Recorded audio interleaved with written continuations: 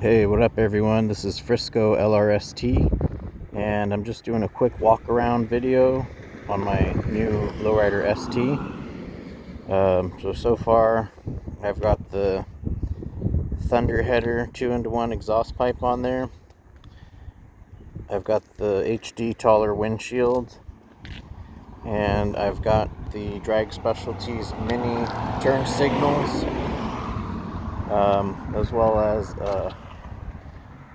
Power Vision tuner. So I'm just out trying to get the auto tune situated. I'm gonna go ahead and do a startup so you can hear it.